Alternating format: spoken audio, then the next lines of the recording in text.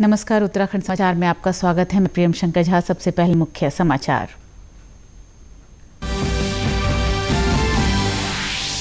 5 अगस्त से देश भर में खुल जाएंगे जिम और योग संस्थान। स्वास्थ्य मंत्रालय ने जारी की गाइडलाइंस। जरूरी एहतियात के साथ ही किया जा सकेगा व्यायाम।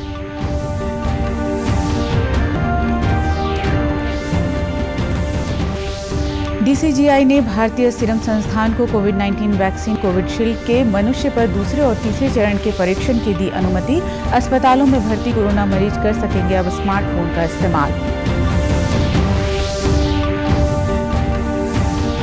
धूमधाम से मनाया गया रक्षाबंधन का त्योहार। इस मौके पर राज्य की 50,000 आशा आंगनबाड़ी कार्यकर्ताओं को 1,000 रुपए की सम्मान राशि का तोहफा।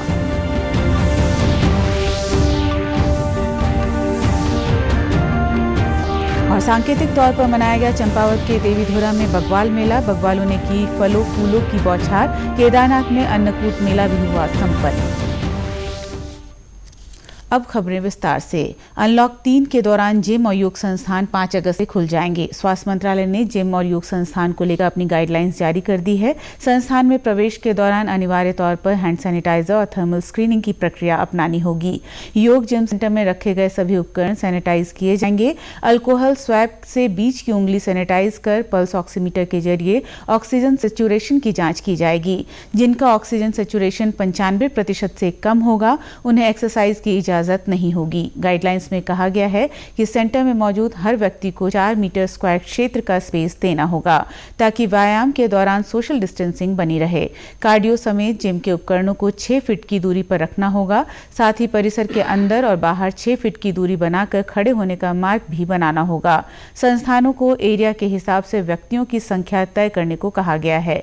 योग क्रिया न करने की सलाह दी गई है। यदि योग क्रिया कर ही रहे हैं तो खुली जगह पर करने को कहा गया है। 2 क्लास के बीच में 15 से 30 मिनट का गैप देने को कहा गया है ताकि एक ही वक्त पर सेंटर में आने जाने वाले लोगों की भीड़ इकट्ठा ना हो। स्पा, सोना, स्टीम बाथ और स्विमिंग पूल खोलने की अनुमति नहीं दी गई है। भारतीय औषधि महानियंत्रक डीसीजीआई ने भारतीय सीरम संस्थान को ऑक्सफोर्ड विश्वविद्यालय द्वारा विकसित कोविड-19 वैक्सीन कोविशील्ड के मनुष्य पर दूसरे और तीसरे चरण के परीक्षण की अनुमति दे दी है। महानियंत्रक डॉक्टर वी.जी. सोमानी ने कोविड-19 के बारे में विशेषज्ञ समिति की सिफारिशों के आधार पर गहन मूल्यांकन के बाद भारतीय सीरम संस्थान को कल यह मंजूरी दी। इसके साथ ही केंद्र सरकार ने सभी राज्यों और केंद्र शासित प्रदेशों से कहा है कि अस्पताल में भर्ती कोविड रोगियों को स्मार्टफोन और टैबलेट के साथ रखने की अनुमति दी जाए। स्वास्थ्य मंत्रालय में स्वास्थ्य सेवाओं के महानिदेशक डॉक्टर राजीव गर्ग ने राज्य सरकारों को इस आशय का पत्र लिखा है। अब कोविड रोगी वीडियो कॉन्फ्रेंस के जरिए अपने परिवार और दोस्तों से बातचीत कर सकेंगे। इससे उन्हें मानसिक दबाव से उबरने में मदद मिलेगी। हालांकि अस्पताल वार्ड में मोबाइल फोन की अनुमति है, लेकिन कुछ रोगियों के परिजनों ने सरकार को लिखा था कि अस्पताल प्रशासन रोगियों को मोबाइल फोन की अनुमति नहीं दे रहा है। कोरोना को लेकर स्वास्थ्य मंत्रालय ने देश में आने वाले अंतर्राष्ट्रीय यात्रियों के लिए नए दिशा निर्देश जारी किए हैं। ये 8 अगस्त से लागू होंगे। इनके तहत यात्रियों को यात्रा से कम 72 घंटे पहले स्वघोषणा online portal New Delhi airport पर देना होगा। उन्हें इस पोर्टल पर यह शपथ पत्र भी देना होगा कि वे अनिवार्य रूप से 14 दिन तक क्वारंटीन में रहेंगे। इसमें 7 दिन के इंस्टीट्यूशनल क्वारंटीन का उन्हें भुगतान करना होगा। 7 दिन तक वे घर पर आइसोलेशन में रहेंगे। गर्भवती महिलाओं, गंभीर बीमारी और परिवार में मृत्यु की स्थिति में घर पर 14 दिन तक क्वारंटीन की अनुमति होगी। यात्रियों के गंतव्य तक पहुंचने पर नेगेटिव आरटी-पीसीआर जांच रिपोर्ट प्रस्तुत करने पर इंस्टीट्यूशनल क्वारंटीन से छूट मिल सकती है। वहीं उत्तराखंड में कल जारी हेल्थ बुलेटिन के अनुसार कोरोना संक्रमितों की संख्या 7,593 हो गई है। इनमें कुल एक्टिव केस 3,032 हैं, जबकि 4,437 लोग स्वस्थ हो चुके हैं, जबकि 86 कोरोना संक्रमितों की मौत हो गई है।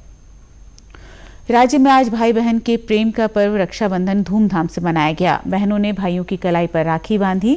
इस मौके पर राज्य की करीब 50,000 आंगनबाड़ी और आशा कार्यकर्ताओं को राखी के त्योहार पर 1,000 रुपए की सम्मान निधि का तोहफा दिया गया है। रविवार को मुख्यमंत्री त्रिवेंद्र सिंह रावत ने सम्मान निधि की घोषणा की। इससे पहले भी राज्य भर की आशा और आंगनबाड़ी कार्यकर्ताओं को 1,000 रुपए की सम्मान निधि दी जा चुकी है। मुख्यमंत्री ने कहा कि हमारी आशा और आंगनबाड़ी कार्यकर्ता कोरोना की मुश्किल घड़ी में फ्रंट लाइन वर्कर का काम कर रही हैं। कोरोना से बचाव के लिए अपने आप को जोखिम में डालकर अपना दायित्व निभा रही हैं। रक्षाबंधन पर इस बार भी महिलाओं ने मुख्यमंत्री को अपनी राखियां भेजी हैं। मुख्यमंत्री त्रिवेंद्र सिंह रावत ने कहा कि किशोरियों के लिए सरकार सैनिटरी नैपकिन योजना लेकर आ रही है। रक्षाबंधन पर महिलाओं को रोडवेज की बसों में मुफ्त यात्रा की सुविधा दी गई है। उन्होंने कहा कि महिला सशक्तिकरण के लिए सरकार ने नई कदम उठाए हैं। बद्रीनाथ, केदारनाथ, जागेश्वर धाम, गर्जिया मंदिर, चंडी देवी मंदिर समेत कई अन्य प्रसिद्ध मंदिरों में महिलाएं प्रसाद बनाकर अपनी आजीविका चला रही हैं। सरकार ने उन्हें स्थानीय उत्पाद पर आधारित प्रसाद तैयार करने का अवसर दिया। सरकार महिला समूह को 5 लाख रुपए तक का ऋण बिना ब्याज दे रही है। चंपावत के मां बाराही धाम देवीधुरा में रक्षाबंधन के मौके पर होने वाला विश्व प्रसिद्ध बग्वाल मेला इस बार कोरोना महामारी की वजह से सांकेतिक रहा। कोरोना संक्रमण के चलते मेलों और सार्वजनिक कार्यक्रमों पर प्रतिबंध है, इसलिए जिला प्रशासन और मेला कमेटी ने इस बार मंदिर में पूजा कार्यक्रमों के अलावा अन्य कार्यक्रम सांकेतिक रूप से किए। स्थगित है, फिर भी जैसा इन लोगों की वार्ता हुई थी, एक सांकेतिक हम पूजा करेंगे और सांकेतिक जो भी बग्वाल होती है वो बग्वाल करेंगे और सांकेतिक बग्वाल यहाँ कर ली गई है। 25-25 बग्वालों की टीम ने एक दूसरे पर फलों फूलों की बौछार कर बग्वाल खेला। मेला मजिस्ट्रेट रमेश चंद्र गौतम ने बताया कि सरकार की गाइडलाइन के अनुसार बग्वाल का सांकेतिक कार्यक्रम किया गया। तो हमारा एक प्रशासन के बीच जो वार्ता हुई थी कि हर प्रत्येक फार्म से 5-5 लोग खड़े लेकर के आएंगे और 5-5 लोग जो है उनके साथ उनके मददगार आएंगे। इस प्रकार से 11-11 लोग प्रत्येक फार्म से आए और सब लोगों ने बिल्कुल अपनी परंपराओं का निर्वहन करते हुए, माँ बाराही की सेवा करते हुए और माँ बाराही के एक वीरू के रूप में उन्हें सेवा की और बग्वाल बिल्कुल सौहार्दपूर्वक। भगवान केदारनाथ धाम में आयोजित अन्नकूट मेला संपन्न हो गया। ये मेला रक्षाबंधन से एक दिन पहले मध्य रात्रि में आयोजित किया जाता है। भगवान शिव के स्वयंभू लिंग की विशेष पूजा अर्चना के बाद नए अनाज, झंगोरा, चावल, कौड़ी का लेप लगाकर स्वयंभू लिंग का श्रृंगार किया गया। हालांकि प्रदेश सरकार ने यात्रियों को केदारनाथ जाने की अनुमति तो दी, लेकिन गर्भगृह में प्रवेश वर्जित है, जिससे इस बार भक्त भगवान के दर्शन नहीं कर पाए। हर साल रक्षाबंधन से एक दिन पहले केदारनाथ मंदिर में अन्नकूट मेला धूमधाम से मनाने की परंपरा चली आ रही है। रक्षाबंधन की पूर्व संध्या पर पौराणिक परंपराओं और रीति रिवाजों के अनुसार भगवान केदारनाथ के शीतकालीन गद्दी स्थल ऊखीमठ के जो पंचगाई लोग हैं उनके द्वारा अन्नकूट मेले का आयोजन किया जाता है। और यह पौराणिक परंपरा है कि रात्रि को लगभग 11 बजे से भगवान को अनेक प्रकार के भोगों से भगवान का श्रृंगार किया जाता है और 3 बजे से आम श्रद्धालुओं को अन्नकूट के दर्शन किए जाते हैं। मौसम विभाग ने कल कुमाऊं के बागेश्वर, नैनीताल, चंपावत और पिथौरागढ़ में भारी बारिश की चेतावनी जारी की है। राज्य में कहीं कहीं आकाशीय बिजली गिरने की संभावना भी जताई गई है। इस बीच बारिश से पिथौरागढ़, चमोली सहित कई जिलों में सड़क मार्ग बंद हैं, जिन्हें खोलने का कार्य जारी है। पिथौरागढ़ में भी एसडीआरएफ और एनडीआरएफ की टीमें राहत बचाव कार्य में लगी हुई हैं। अलकनंदा, मंदाकिनी समेत कई नदियों का जलस्तर खतरे के निशान के नजदीक पहुंच गया है। कुमाऊं में भी कालीगोरी नदी और सरयू नदी का जलस्तर खतरे के निशान के नजदीक पहुंच रहा है। बागेश्वर के 124 स्वतंत्रता संग्राम सेनानियों ने आजादी की जंग में अपनी पूरी भागीदारी निभाई थी। इनमें से एक राम सिंह चौहान आज भी आजादी के किस्सों के साथ हमारे बीच मौजूद हैं। आजाद हिंद फौज के सिपाही रहे राम सिंह कहते हैं कि तब से अब तक देश ने बहुत तरक्की की है। अब वक्त आ गया है कि आरक्षण को आर्थिक आधार पर लागू किया जाए ताकि गरीबों को उनका हक मिल सके। आरक्षण देख लीजिए कुल और सब कुछ नहीं है। अब आरक्षण की इस बात का जब गरीब अमीर का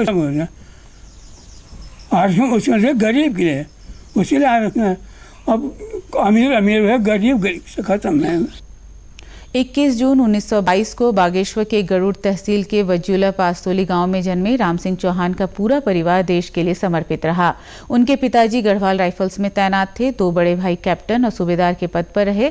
तब देश की आज़ादी के लिए जनता हर तरफ आंदोलन कर रही थी। 19 वर्ष की उम्र में वे भी गढ़वाल राइफल्स में भर्ती हुए। ट्रेनिंग अभी पूरी ही हुई थी कि नेताजी सुभाष चंद्र बोस के आह्वान पर आजाद हिंद फौज में शामिल हो गए। 1915 फरवरी को जब मुल्क अंग्रेज वहाँ, तब से हमने आज़ाद हिंद फौज में हम जनरल मोहन सिंह था उसने आज़ाद हिंद तब 4 उनकी सुभाष बाबू वहाँ से आए जर्मनी से, तब आईने का 4 डिवीज़न बनाए, सब उसमें सब कुछ हुआ, हर एक ये भी थे उसका, और यहाँ तक हम इम्फाल तक पहुँच गए थे। 98 वर्ष के हो चुके आज़ादी के इस नायक के अंदर अब भी जबरदस्त आत्मविश्वास झलकता है। उनके योगदान को देखते हुए 15 अगस्त 1972 को स्वतंत्रता दिवस के 25वें वर्ष पर ताम्रपत्र देकर तत्कालीन प्रधानमंत्री इंदिरा गांधी ने सम्मानित किया था। इसके अलावा भी कई सम्मानों से नवाजे जा चुके राम सिंह चौहान देश को प्रगति के पथ पर बढ़ते देखकर खुश हैं। बागेश्वर के नए जिलाधिकारी विनीत कुमार ने अपना कार्यभार संभाल लिया है। कार्यभार संभालने के बाद उन्होंने कहा कि बागेश्वर में कोविड-19 संक्रमण की रोकथाम, महिलाओं, बच्चों का स्वास्थ्य, शिक्षा, कानून और शांति व्यवस्था बनाए रखना उनकी पहली प्राथमिकता होगी। विनीत कुमार 2013 बैच के IAS अधिकारी हैं। इससे पहले वे रानीखेत, देहरादून में SDM और उत्तरकाशी, नैनीताल में CDO के पद पर तैनात रहे। उन्होंने कहा कि बागेश्वर में शिक्षा और स्वास्थ्य के क्षेत्र में काम करना उनकी प्राथमिकता होगी। अभी कोविड का संक्रमण चल रहा है, तो कोशिश ये रहेगी कि बागेश्वर के लोगों को और बागेश्वर क्षेत्र में संक्रमण को किस तरीके से हम रोक सकते हैं, और जो भी हमारी गाइडलाइंस है गवर्नमेंट ऑफ इंडिया की, स्टेट गवर्नमेंट की जो भी गाइडलाइंस आ रही है, उसको किस तरीके से हम लोग इफेक्टिवली इम्प्लीमेंट करके संक्रमण को रोक सकते हैं। उसके बाद में जो क्योंकि हमारा जो पहाड़ी क्षेत्र है वहाँ पे जो मेजर जो प्रॉब्लम्स है वो एजुकेशन और हेल्थ की होती है, तो मेरा फोकस भी उसी पे रहेगा कि किस तरीके से हम लोग यहाँ पे जो है एजुकेशन और हेल्थ को हम लोग और बेहतर बना सकते हैं, चाहे वो इंफ्रास्ट्रक्चर को लेकर हो, ह्यूमन रिसोर्स को लेकर हो, कि जो हमारे रिमोट एरियाज़ है वहाँ तक भी हम स्वास्थ्य की सुविधाएँ और एक बेहतर शिक्षा की सुविधाएँ हम प्रोवाइड करवा सकें। उधर बागेश्वर से ट्रांसफर के बाद रंजना राजगुरु ने भी उधम सिंह नगर में जिलाधिकारी पद का कार्यभार संभाल लिया है। उन्होंने कहा कि जिले की अंतर्राष्ट्रीय और अंतर्राज्यीय सीमाओं को देखते हुए सभी से आपसी तालमेल बनाकर कानून व्यवस्था को मजबूत किया जाएगा। कोविड-19 का जो संक्रमण चल रहा है, इस पे हम लोग का इसको रोकना पहला तो फोकस रहेगा ही रहेगा। साथ में यहाँ पे कानून व्यवस्था का मुद्दा रहता है, और जैसा आपने कहा कि बॉर्डर एरिया है, इंटरनेशनल बॉर्डर भी है, और फिर उत्तर प्रदेश के भी कई जिलों के बॉर्डर हैं, तो उनके साथ समन्वय बना करके काम करना ये भी हम लोग की प्राथमिकता में रहेगा। रंजना राजगुरु उधम सिंह नगर जिले की पहली महिला जिलाधिकारी हैं। सावन के सोमवार पर राज्य के शिव मंदिरों में आज भक्तों ने जल चढ़ाया। देहरादून के टपकेश्वर मंदिर में लोगों को सोशल डिस्टेंसिंग के साथ दर्शन करने और जल चढ़ाने की अपील की गई। देहरादून के टपकेश्वर मंदिर की बहुत मान्यता है। सोमवार को दर्शन के लिए यहां दूर दूर से श्रद्धालु आते हैं। मंदिर के महंत भरतगिरी महाराज ने बताया कि अयोध्या में राम मंदिर की आधारशिला रखे जाने के मौके पर 4-5 अगस्त को टपकेश्वर मंदिर में भव्य पूजा अर्चना की जाएगी। भारतवर्ष में 5 तारीख को फिर से जोत जला के एक दीपावली मनाई जाएगी। राम नाम के साथ बड़े खुशी और हर्ष उल्लास के साथ इस टपकेश्वर महादेव मंदिर में भी 5 तारीख को 4 तारीख को घी की जोत बना के भगवान टपकेश्वर महाराज का भी श्रृंगार किया जाएगा और पूरे परिसर में जोत जला के एक खुशी व्यक्त की जाएगी। उत्तराखंड के समाचारों में बस इतना ही। चलते चलते मुख्य समाचार एक बार फिर। 5 अगस्त से देश भर में खुल जाएंगे जिम और योग संस्थान। स्वास्थ्य मंत्रालय ने जारी की गाइडलाइंस। जरूरी एहतियात के साथ ही किया जा सकेगा व्यायाम।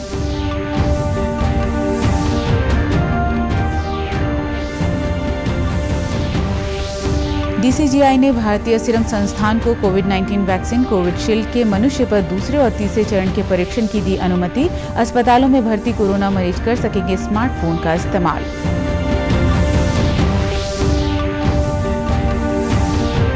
धूमधाम से मनाया गया रक्षाबंधन का त्योहार। इस मौके पर राज्य की 50,000 आशा आंगनबाड़ी कार्यकर्ताओं को 1-1 हज़ार रुपए की सम्मान राशि का तोहफा।